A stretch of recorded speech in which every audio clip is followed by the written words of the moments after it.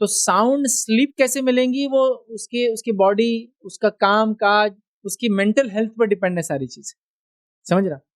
تو اس کے لیے کوئی ضروری نہیں ہے کہ بھائی میں یہ کوشن پہ سوؤں گا، وہ کوائر پہ سوؤں گا، وہ گدے پہ سوؤں گا، یہ تکیہ لوں گا تو ساؤنڈ سلیپ آئیں گے۔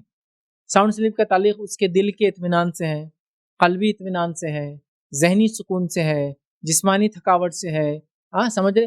یا آنے والے مشن پہ بھی ڈیپینڈ ہوتا ہے۔ کل اٹھ کے حج کا سفر ہونے والا میرا، میں جانے والا ہوں، تو سو نہیں پاتا آدمی برابر، کیونکہ ایک ٹینس ہے وہ کل کے سفر کے لیے، تو یہ ڈیپینڈ ہے۔ تو ساؤنڈ سلیپ کے لیے کوئی سجیشن تو میں نہیں دے سکتا ہوں، انشاءاللہ کئی موقع ملا تو ہم دیکھیں گے کہ اچھی نیند کے لیے ہم کیا کر سکتے دنیاوی اعتبار سے، چونکہ اللہ کے رسول صلی اللہ علیہ وسلم صحابہ عموماً نیند میں پریشانی کے شکار نہیں تھے، سوائے اس کے کہ شیطان ان کو بہکاتا تھا۔ لیکن ہم لوگوں نے جو غلط عادتیں، غلط حرکتیں، ٹی وی اور فلموں کا زیادہ ایکسیس دیکھنا، موبائل کا ایکسیس یوز کرنا، یہ تمام چیزیں کر لی ہے، ہماری سلیپ پوری ڈسٹرب ہو چکی ہے۔ یاد رکھیے، ہم لوگ آدھی رات کے بعد سوتے ہیں، مطلب تہجد کا وقت، جب نماز کا وقت ہے، جب سوتے ہیں تو تہجد تو گئی نفل، فجر بھی جاتی ہے، پھر اٹھتے ہیں 10-11 بجے، ہاں، اور 10-11 بجے اٹھ کے پھر نہاتے دھوتے ہیں اور 12-1 بجے تک تیار ہو کے باہر نکلتے ہیں۔ یہ ہر اس بڑے مسلم علاقے کا اور محلے کا حال ہے جہاں اللہ نے روپیہ پیسہ دے دیا انہیں، بلا میں تفریق کہہ رہا ہوں، ہر اس مسلم گھر کا حال ہے یا علاقے کا، شہر کا، جہاں اللہ نے تھوڑا پیسہ دے دیا، بس یہی معمول ہے سونے کا۔ تو یہ تو ساؤنڈ سلیپ کبھی لے نہیں سکتے، ڈسٹربڈ سلیپ ہوتی ہے ان کی ہمیشہ۔ ساؤنڈ سلیپ تو تب آئیں گی جب رات گہری ہو جائے اور آپ سو جائیں، عشاء کے بعد، فجر مغرب سے رات شروع ہوئی لیکن عشاء کے بعد گہری ہو جاتی، سو جائیں اور تہجد میں آپ اٹھ جائیے، آپ کی مینٹل ہیلتھ، آپ کی فزیکل ہیلتھ سب اچھی ہو جائیں گی، مانو، کیونکہ تہجد پڑھنے سے بیماریاں ویسے بھی دور ہوتی ہیں۔ حدیث کے الفاظ، تہجد سے بیماریاں دور ہوتی، جسمانی امراض سب بدل جائیں گی اندر۔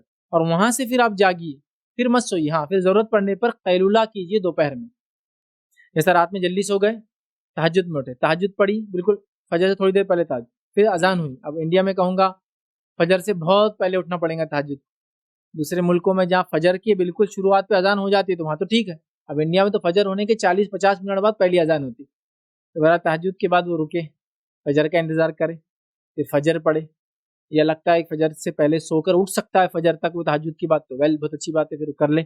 اس کے بعد وہ تہجد اگر فوراً ہوتی فجر تو فجر کو جا کے آئے، اس کے بعد اپنی تجارتی کاروبار، پڑھائی سے، قرآن کی تلاوت، دین کو سمجھنا، دینی کتابیں پڑھنا، اس میں لگ جائے، پھر تجارت وغیرہ سے لگ جائے، دوپہر میں آئے قیلولہ کرے تاکہ وہ ریفریش ہو جاتا ہے اس۔ قیلولہ کیا ہے؟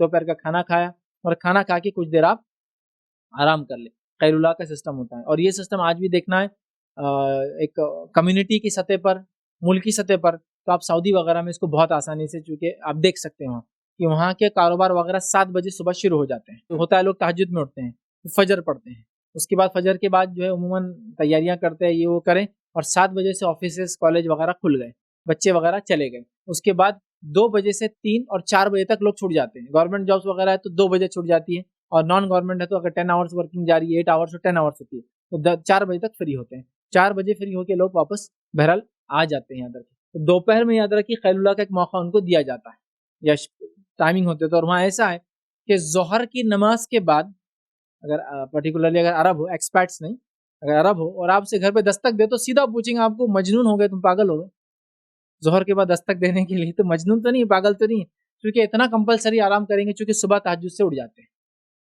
اور چونکہ پورا ماحول ہے، پورا ماحول بنا ہوا ہے، تو وہ سونے والا بھی اس کو مجبوراً اٹھ کے بیٹھنا پڑتا ہے، چونکہ پورا ماحول ہی سب اٹھ جاتے، گھر میں شور پکار، محلے میں شور پکار، گاڑیاں، ہارنس وغیرہ سب چالو ہو جاتے، تو اس کو عادت ہو جاتی ہے یاد رکھیں۔ تو لہٰذا وہ پھر ظہر کے بعد بالکل کمپلسری، بالکل کوئی آ جائیں گے تو اس کو مجنون بولیں گے، پاگل تو نہیں تم ظہر کے بعد آئے، ٹھیک ہے، چونکہ اتنا کمپلسری قیلولہ کریں گے۔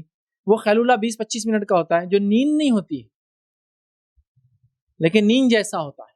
قیلولہ کیا ہوتا ہے؟ نیند جیسی کیفیت، آرام سے لیٹ کے ایک ڈورمنٹ کنڈیشن میں مائنڈ کو آپ لے کے چلے گئے، جو ابھی نیند کی گہرائی میں نہیں پہنچا اور جاگرا بھی نہیں، اور پھر اڑ گئے، اس کو بولتے ہیں پاور نیپ انگلش کے اندر۔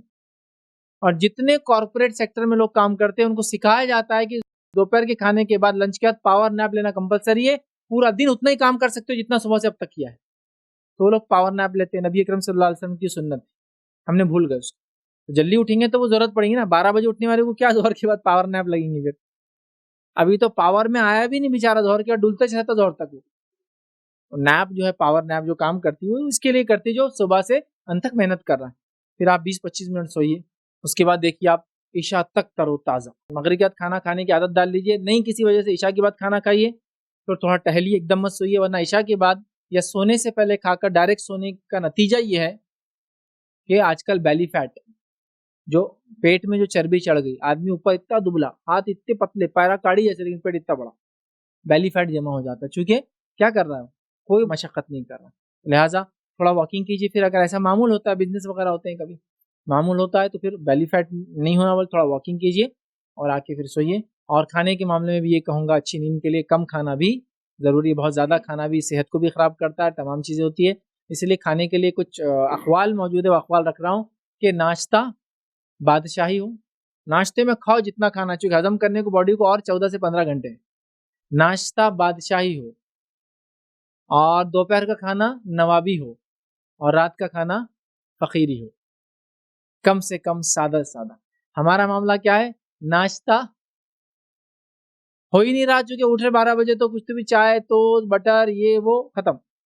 دوپہر کا کھانا نوابی، رات کا کھانا بادشاہی. اور کچھ لوگ تو الحمدللہ ناشتہ بھی بادشاہی، دوپہر بھی بادشاہی، رات بھی بادشاہی. حد یہ ہے کہ رات میں بھی پائے کھا رہے. ارے اللہ، ہضم کب کریں گا؟ تو اتنے کیلوریز جو جنریٹ ہو رہی باڈی میں. تو بہرحال یہ اگر کریں تو نیند بھی اچھی، صحت بھی اچھی. تو early to sleep and early to rise makes a man healthy wealthy and wise. English کی ایک مثال ہے، جلدی سونا اور جلدی اٹھنا ایک انسان کو ہیلدی، صحت مند، ویلدی، مالدار اور ہوشیار بناتا ہے. صحیح بات.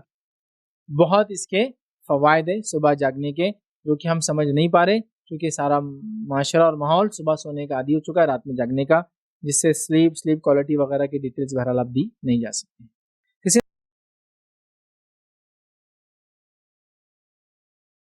السلام علیکم. آپ بھی ہمارے اس کام میں تعاون کریں اپنی زکات و صدقات کے ذریعے. ڈونیشن ڈیٹیلز کے لیے ڈونیٹ پر کلک کریں. اگر آپ کو ہمارے ویڈیوز پسند آئے ہیں تو اسے شیئر کریں اور ثواب کے حقدار بنیں. روزانہ ہمارے ویڈیوز کو پانے کے لیے ہمارے یوٹیوب چینل کو سبسکرائب کریں اور بیل آئکن دبائیں. ہم سے دیگر سوشل میڈیا پر جڑنے کے لیے ویڈیو میں دیے گئے آئی ڈی کو سرچ کریں. جزاک اللہ.